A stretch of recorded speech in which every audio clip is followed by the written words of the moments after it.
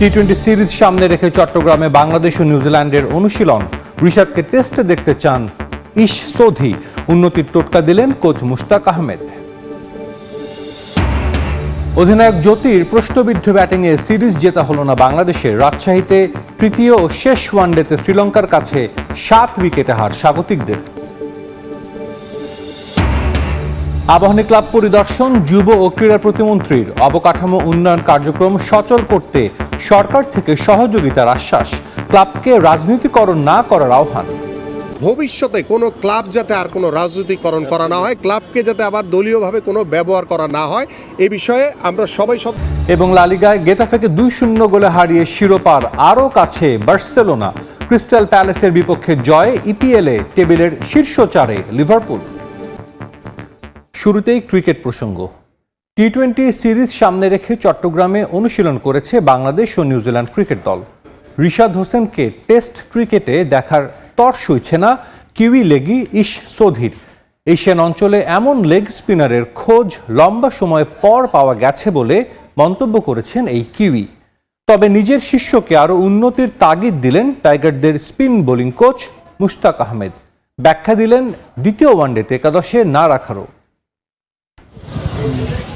রিশাদ হোসেনের যাত্রাটা সিনেমার থেকে কম নয়। ঘরোয়ায় ম্যাচের পর ম্যাচ বেঞ্চ গরম করায় লেগ স্পিনার এখন জাতীয় দলের অবিচ্ছেদ্য অংশ। মাঝে মাতিয়েছেন বিগ ব্যাশ, নজর কেড়েছেন বিশ্বের শীর্ষস্থানীয় স্পিনারদের। যে তালিকায় আছেন নিউজিল্যান্ডের ইশ সোধি। তার দাবি, এশিয়া মহাদেশে এমন বোলার আসলেই বিরল। সাধারণত এশিয়ান লেগ স্পিনারদের বল নিচু, স্কিডি আর ফ্ল্যাট হয়, তবে ও খুব ওপর দিয়ে বল করে আর বাউন্সও হয়। এশিয়ান অঞ্চলে এমন বোলার অনেক দিন দেখা যায়নি। তবে রিশাদকে টেস্ট ক্রিকেটে দেখতে মুখে আছেন সোধি। লঙ্গার ভার্সনের ক্রিকেটে একজন রিস্ট স্পিনার কলকাঠি নাড়ছেন, এমন চিত্র ভেবেই উচ্ছ্বসিত কিউই লেগ স্পিনার। সাদা পোশাকে রিশাদ ভালো করবেন বলেও প্রত্যাশা সোধির। রিশাদকে মাঝে মধ্যেই ইনস্টাগ্রামে মেসেজ করি। ওর সাথে যোগাযোগ থাকাটা দারুণ ব্যাপার। ওর ভবিষ্যৎ উজ্জ্বল এবং আশা করি টেস্ট ক্রিকেটেও সুযোগ পাবে। টেস্টে আবারও লেগ স্পিনার দেখতে পাওয়াটা দারুণ হবে। আজকাল যা বেশ বিরল, তবে রিশাদের তা করে দেখানোর সামর্থ্য আছে। যদিও রিশাদের কাছে আরও বেশি প্রত্যাশা স্পিন বোলিং কোচ মোশতাক আহমেদের।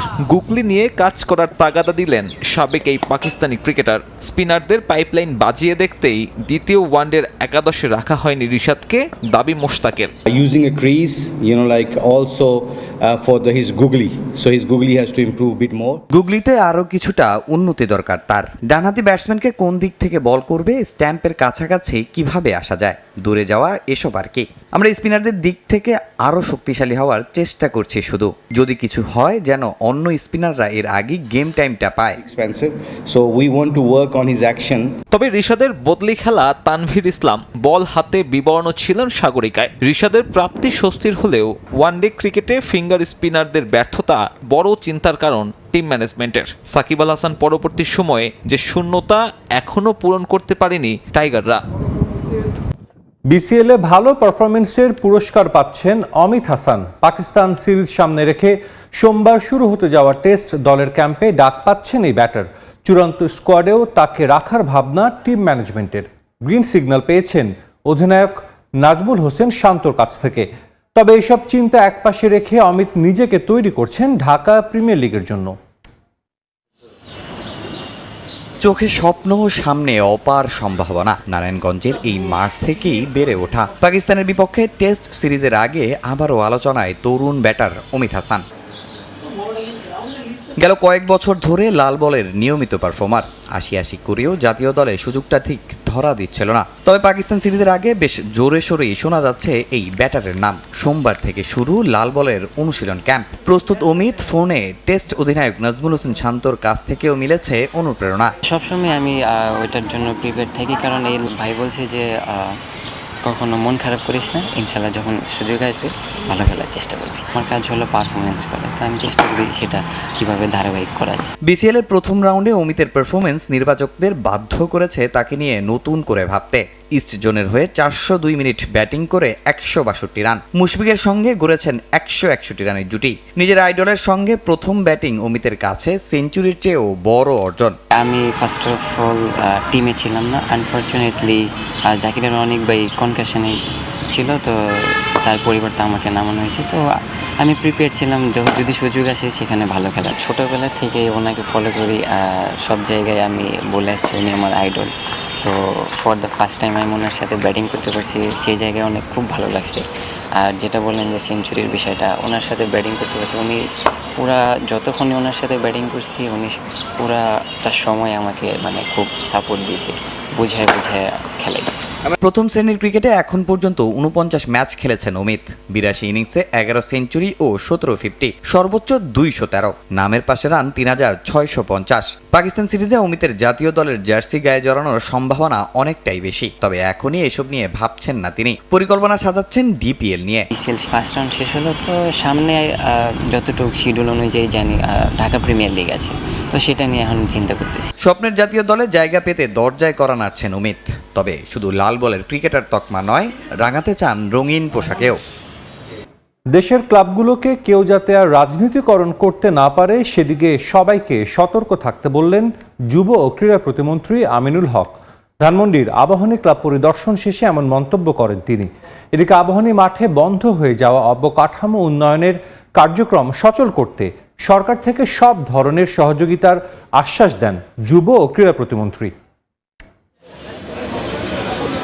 মোহামেডানের আমিনুল হকের আবাহনীতে আগমন। ক্যারিয়ারে লম্বা সময় ধরে সাদা কালোদের হয়ে খেললেও 1999 সালে আবাহনীতে যোগ দিয়েছিলেন আমিনুল হক। অভিষেক মৌসুমে আকাশী নীলদের জেতান ফেডারেশন কাপ। সরকারের প্রতিমন্ত্রী হওয়ার পর সেই আবাহনীর আঙ্গিনায় আমিনুল। 5 আগস্ট পরবর্তী সময় থেকে বাজে সময় পার করছে ধানমন্ডির ঐতিহ্যবাহী ক্লাবটি। রাজনীতিকরণের কারণে জনগণের রোষানলে পড়ে আকাশী নীলদের ক্লাব হাউস। দলীয়ভাবে কোনো ব্যবহার করা না হয় এ বিষয়ে আমরা সবাই সতর্ক থাকব। আবাহনীর বন্ধ হয়ে যাওয়া অবকাঠামো উন্নয়নের কার্যক্রম পুনরায় সচল করতে সরকার থেকে সর্বোচ্চ সহযোগিতার আশ্বাস দিয়েছেন যুব ও ক্রীড়া প্রতিমন্ত্রী। সেই সঙ্গে ফুটবলারদের বেতন ভাতা ও দলবদলে ক্লাবদের নিষেধাজ্ঞার বিষয়টি ভাবনায় আছে তার। আবাহনী ক্লাবের যে অবকাঠামোর যে বিষয়টা রয়েছে, ইতিমধ্যে আমাদের এখানে তান্না ভাই, পিন্টু ভাই সহ আমাদের মামুন ভাই সহ যারা এখানে উপস্থিত আছেন তাদেরকে বলেছি যে আবাহনী ক্লাবকে আবার আগের স্বরূপে ফিরিয়ে আনার জন্য আপনারা সার্বিকভাবে কার্যক্রম শুরু করেন। আমি ইনশাল্লাহ আমার পক্ষ থেকে সার্বিকভাবে সকল সহযোগিতা ইনশাল্লাহ থাকবে। মোহামেডান থেকে শুরু করে বসুন্ধরা আরও অন্যান্য যে ক্লাবগুলো আছে তারা যাতে মানসিকভাবে আবার উজ্জীবিত হয়, তারা যাতে খেলোয়াড়দের কাছে খেলোয়াড়দের মাধ্যমে তাদের সমন্বয়ের মাধ্যমে যাতে ক্লাবগুলো সুন্দরভাবে পরিচালিত হয়, সেই বিষয়গুলো নিয়ে আমার সার্বিকভাবে সহযোগিতা থাকবে ইনশাল্লাহ। ক্রীড়া প্রতিমন্ত্রীর আগমনে উচ্ছ্বসিত আবাহনীর ফুটবলাররা। ক্লাবের উন্নয়নে আমিনুল হক কাজ করবেন বলেও প্রত্যাশা তাদের। আশা করি উনি যেটা করতেছেন এটা অব্যাহত রাখবেন এবং বাংলাদেশের যে ক্রীড়াঙ্গন সেক্টরটা আছেন এটা আরও যাতে ইমপ্রুভ করতে পারি আমরা। দিন শেষে আমরা চাই বাংলাদেশ ফুটবল ভালো করুক এবং অ্যাট দ্য সেম টাইম যেহেতু আবাহনীর এরকম একটা ঐতিহ্যবাহী ক্লাব, আমি আশা করব যারা এক্স প্লেয়ার বা ওনাদের মতো যারা এখন ভালো জায়গায় আছেন তারা অবশ্যই আবাহনীর দিকে তাকাবেন। এটাকে পুনর্জীবিত করার জন্য যা যা করার প্রয়োজন উনি সহযোগিতা করবেন এবং আমাদেরও দায়িত্ব আছে তার সাথে সম্পৃক্ত হয়ে এগিয়ে রাখা। ক্রীড়া প্রতিমন্ত্রীর আগমনে উৎসব মুখর পরিবেশ সৃষ্টি হয় আবাহনীতে। বিসিবি সভাপতি তামিম ইকবাল, পরিচালক ফাহিম সিনহা, মোহামেডানের ডিরেক্টর ইনচার্জ লোকমান হোসেন ভূঁইয়া ছাড়াও উপস্থিত ছিলেন স্কয়ার গ্রুপের অঞ্জন চৌধুরী, পিন্টু। নিগার সুলতানা জ্যোতির প্রশ্নবিদ্ধ ব্যাটিংয়ে সিরিজ জেতা হলো না বাংলাদেশের। রাজশাহীতে সিরিজের তৃতীয় ও শেষ ওয়ানডেতে শ্রীলঙ্কার কাছে 7 উইকেটে হেরেছে স্বাগতিকরা। আগে ব্যাটিংয়ে নামা বাংলাদেশ সোভানা মুশতারির 74 রানের পরও 213-র বেশি স্কোর বোর্ডে জমা করতে পারেনি। জবাবে হাসিনী পেরেরার ব্যাটে হেসে খেলে জয় তুলে নেয় লঙ্কানরা। মঞ্চ প্রস্তুত ছিল।